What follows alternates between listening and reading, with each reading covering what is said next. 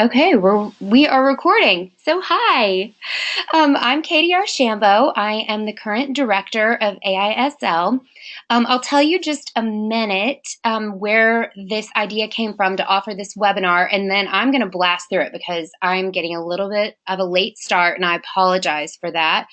Somehow it got changed in my calendar to 4 o'clock. So don't ask. I don't understand, but I just was going with that, and I'm crazy. So sorry about that.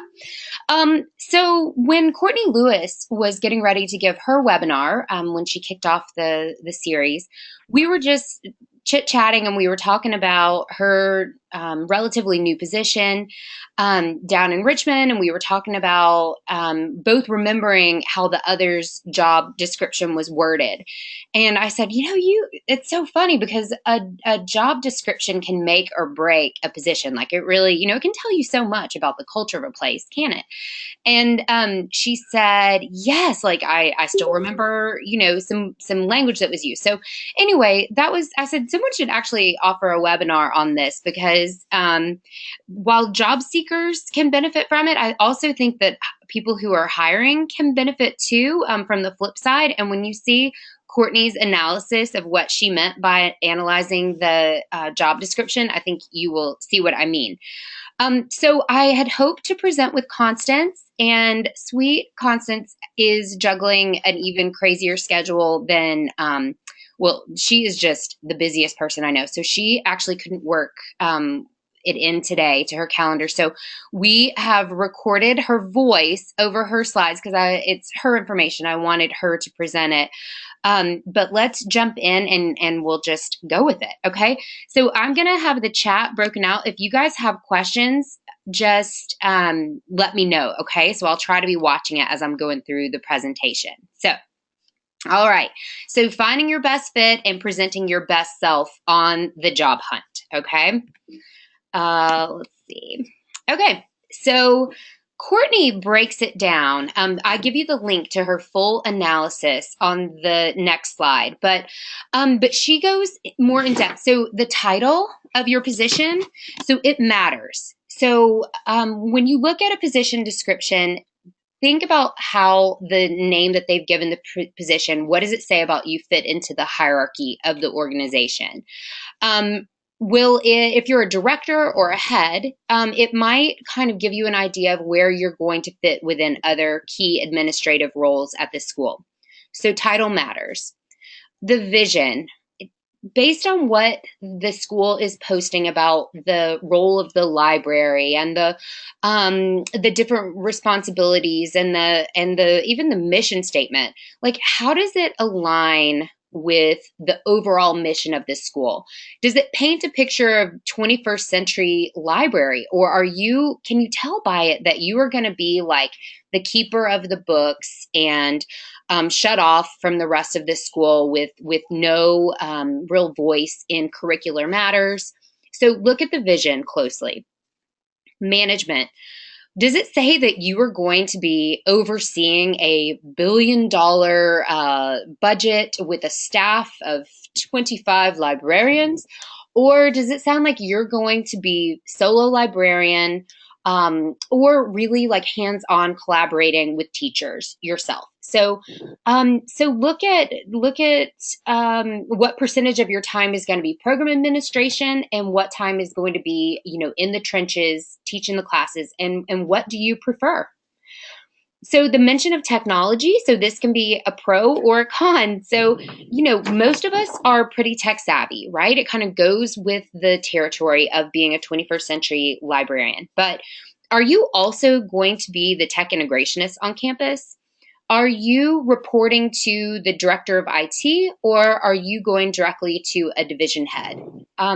So if you are going to, it might tell you about the value of the library and their understanding of the hours and the manpower that it takes to be a librarian if you're trying to be two full-time positions in one. Courtney says this much better than I do. She talks about other mysterious other duties as a boarding school librarian.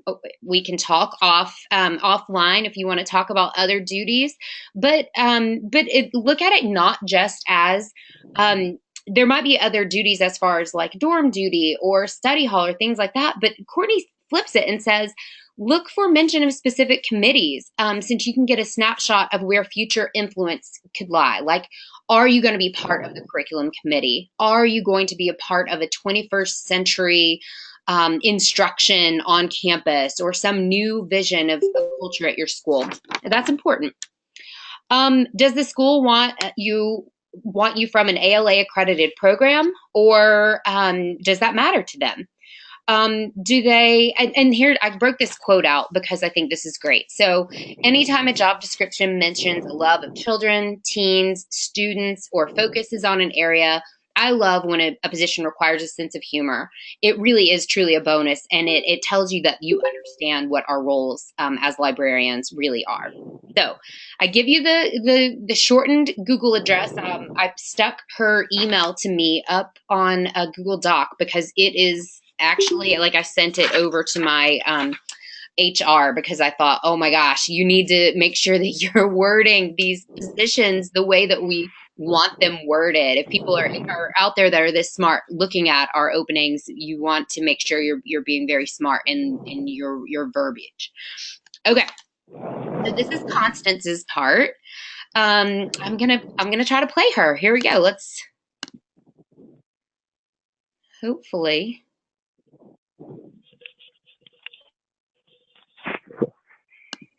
Can you guys hear? Let me know when. Hello, this is Constance Vidor. I'm the Director of Library Services at Friends Seminary in New York City. I'm going to talk a little bit about the cover letter. This is really a fun part of the whole package, but it's also pretty challenging. It's kind of like your personal handshake. It's where you show who you are as an individual. You want something of your personality to show in this. Just a general overview. Paragraph 1, just state quickly what position you're applying for. Remember, everybody gets 1,000 letters applying for lots of different jobs. Paragraph 2, here's where you briefly describe your current experience and why you're looking for a new situation. Every employer wants to know, why are you out there on the job market? And paragraph 3, that's where you tell the story of you and how that story looks in terms of students' experience of you. They're not that interested in you just for yourself, but in how you are going to fit in as a colleague and as a teacher, someone who's going to be working with students. Let's just look a little closer. Nailing the cover letter. That first paragraph, it's going to take some research. You want to tell them what it is about this specific school that appeals to you. And you cannot just copy and paste from the school's website. You want the reader to get a sense that you've read between the lines, that you've brought some discrimination and some real feeling into what appeals to you about this school. It takes a long time to do that first paragraph. Paragraph 2, this is fairly cut and dried. You can probably use this second paragraph in every cover letter. Just briefly say why you're applying for a job that is different from the one you have now, or if you're about to be a new graduate, you can just say that, and that's it. That's pretty much the easiest situation to be with. And if you're in a school already, you want to think about what your real reasons are and only state that in positive terms. You always want to be super respectful. I don't care if you've been working for Bluebeard in Bluebeard's Castle. You're going to say only respectful and positive things about your former employer. But you can say, my goals are evolving. I think the school has a different emphasis from where I want to go in my profession. It's okay to talk about that, but you want to be super, super respectful. Nobody wants someone who's disgruntled. Okay, paragraph 3, this is where you make yourself come alive and your teaching experience come alive.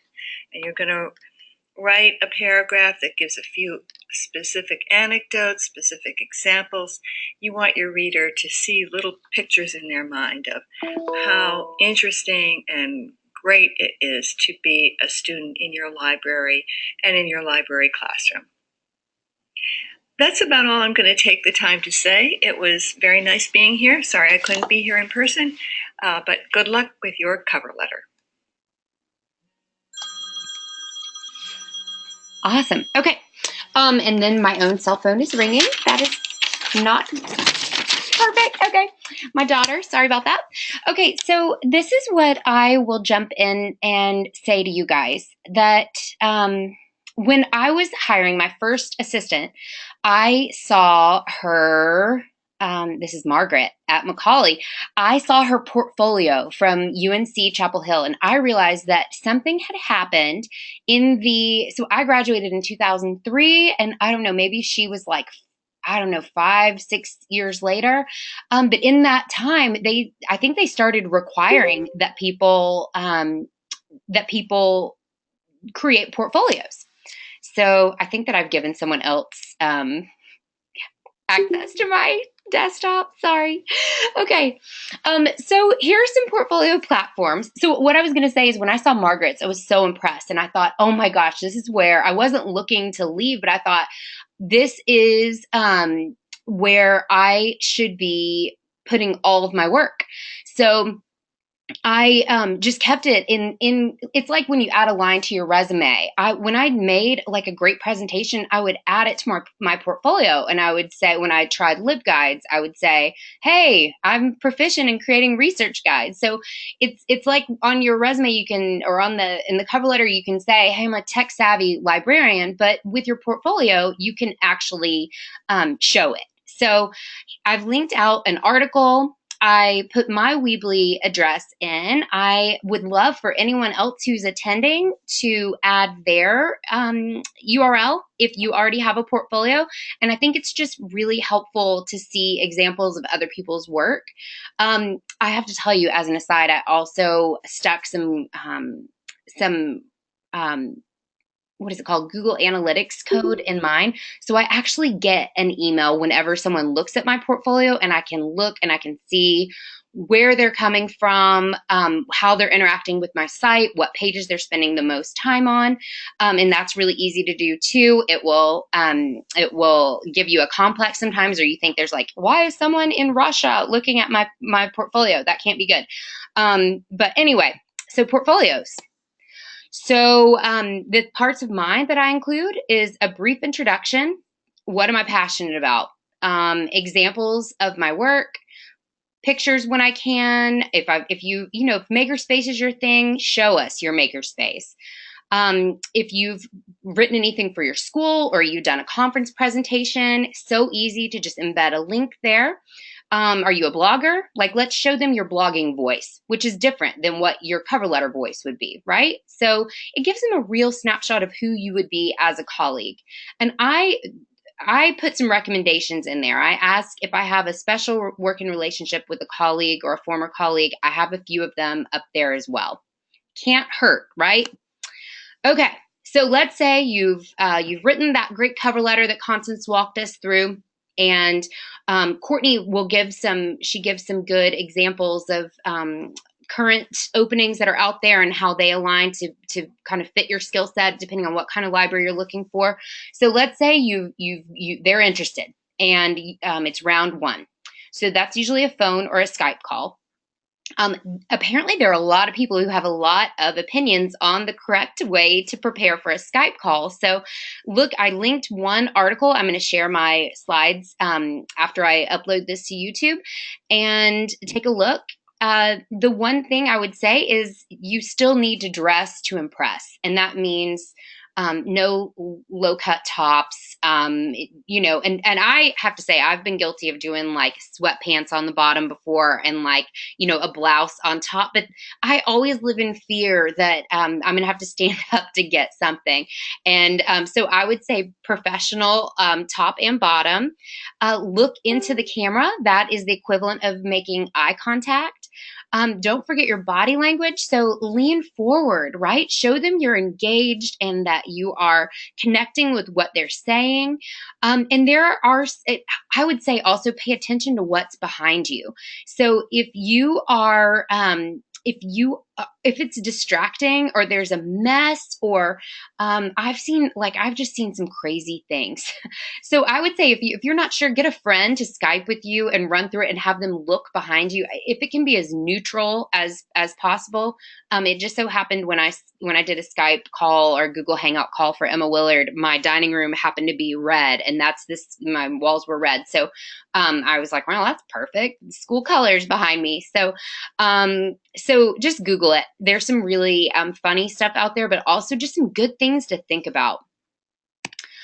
So, okay, so let's say that went well. Then it's on to round two. So there's round two where you're in the same town, and there's round two where you are traveling. And I feel like that could be a whole other seminar because I've done both. I would say for each, I would make sure that you know where you're going. I would say if you can, drive it the night before and figure out which building you are, or, the day before, figure out exactly where you're going so that you can arrive on campus, have a sip of water, take a deep breath, and feel confident that you're going to be where you're supposed to be on time. So dress is important. If you've been a librarian, you know that very rarely will we wear a suit, but it's not a bad idea. It doesn't have to be that formal, but I would definitely say black pants, not corduroys, dress pants, and a really nice top. And if you have a blazer, I think it's a good idea. You'll definitely get a tour, so comfortable shoes. Um, I don't know. I feel like I could tell you so much. I mean, sometimes they'll take you for a meal the night before. You are being interviewed at the meal, in the car on the way to the meal. So you have to really be on. It's kind of exhausting, but you have to be on. I just heard about a man who made it to like the final three of a position. Who was telling me this? And they got to a steakhouse and he picked a steak up. He speared it with his fork and picked it up and was like eating it like, I don't know, like my kids would, like almost like a lollipop, a horizontal lollipop. And so you wouldn't want to do that, right? So eat some breakfast. I will tell you from past experience, do not wear a black dress and a white deodorant. I'm not, that's another story I'll tell you if you need a laugh. Bring some mints because something about the stress makes you dehydrate and it'll make you feel better if you can pop a mint. Have a granola bar. You can sneak in the bathroom and have one to get your blood sugar up because sometimes it's hard to eat and be interviewed at the same time. And just throw a bottle of water in your purse. So the flip side of this is you're interviewing them too. So if you're hearing this, most likely you already have a job. So you're not in a desperate situation, right? So that's a relief. So do your research. Have a list of questions ready. Add to it as you go through your day. But there should be like some fundamental baseline. Demonstrate that your interest through the research that you've done, and that it might be a good fit for both of you. A lot of places will ask you to have a sample lesson or presentation ready, or to teach kids. I loved Emma Willard because they really stood out to me because the kids interviewed me. Like I had breakfast with a group of the techie kids, and they had a voice in my hiring. I thought that spoke volumes. I wish every school did that because I think that's important. I also interviewed somewhere where the night before I was leaving within like 6 hours to board a plane, and they said, "Oh, by the way, you're going to give a presentation for the search committee. You need to be ready to lead a staff meeting, and you're going to teach a class to kids." And I was like, "Whoa, okay." So I tried to prepare on the fly. So if you already have some lessons you've done with your classes, that's the time. You just pull them out and you do your best. So who has a voice in your hiring? Who's on the search committee? What does that say about the school?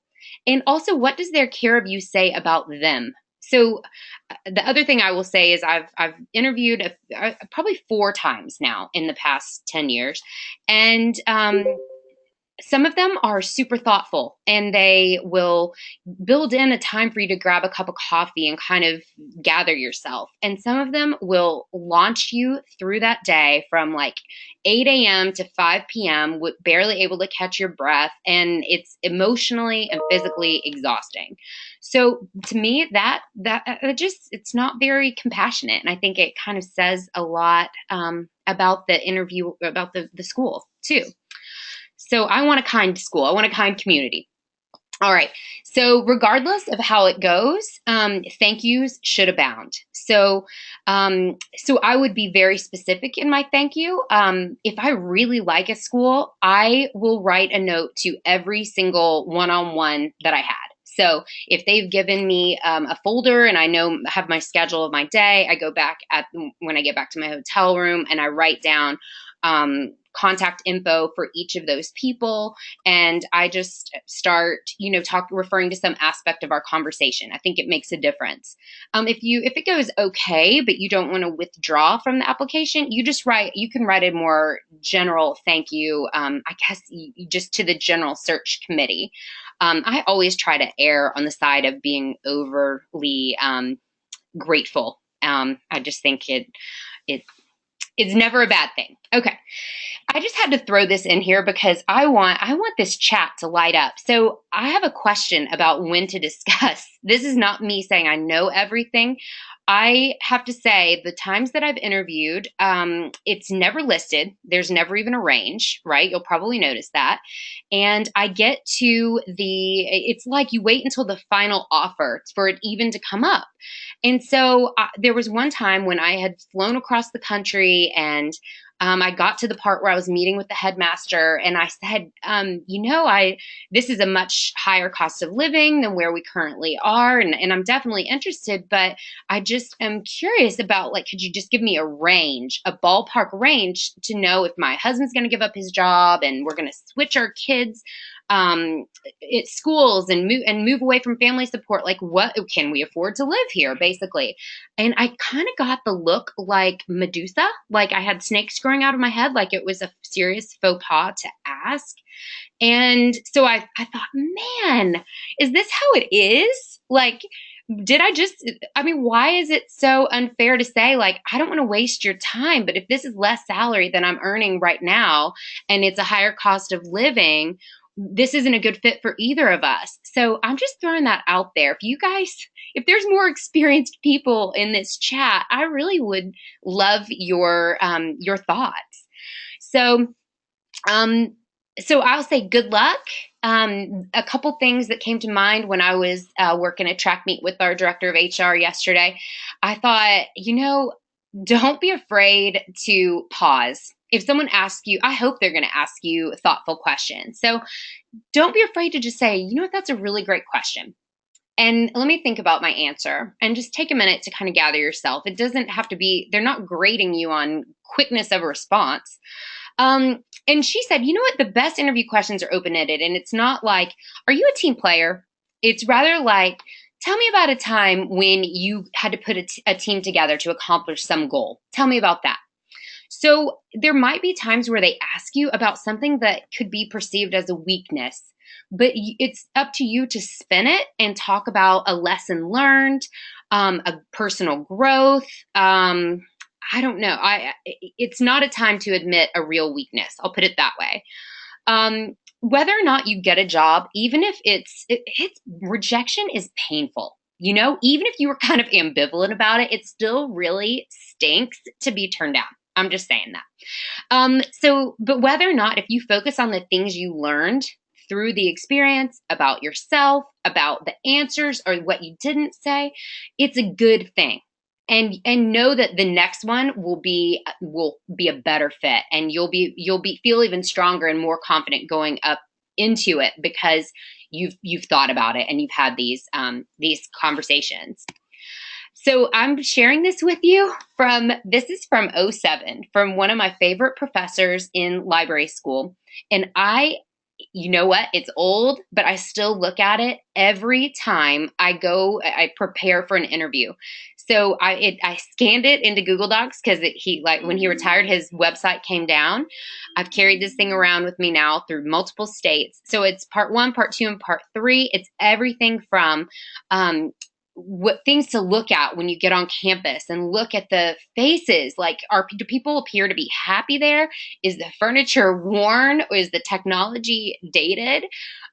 Good questions to ask, like opportunities for growth, or the organizational structure and how you fit, or collegiality and community, like just just good things to generating and brainstorming questions, and how to dress, and all of the good questions. I've lost my PowerPoint. So, oh, there it is. Okay, that's all right. This is perfect. Part one. Okay, so here is Catherine when I asked you guys about the salary. So if the school has flown you for an interview, it's realistic for them to give you a ballpark at the end of the day. Okay, well, that's when I asked, and that's when I got the Medusa. So I wonder if that was just that school. Have any of you guys had any experience with that? I'm going to open up the audio and make sure that everybody has.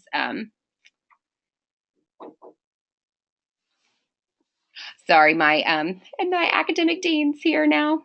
Okay. Have you guys had experience with negotiating or timing when to discuss salary?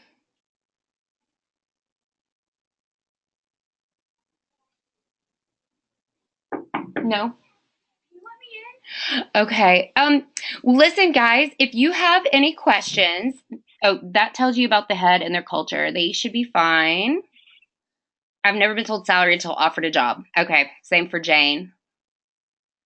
Tells you about the head and their culture. They should be open. I haven't had anyone not talk after an on-campus interview.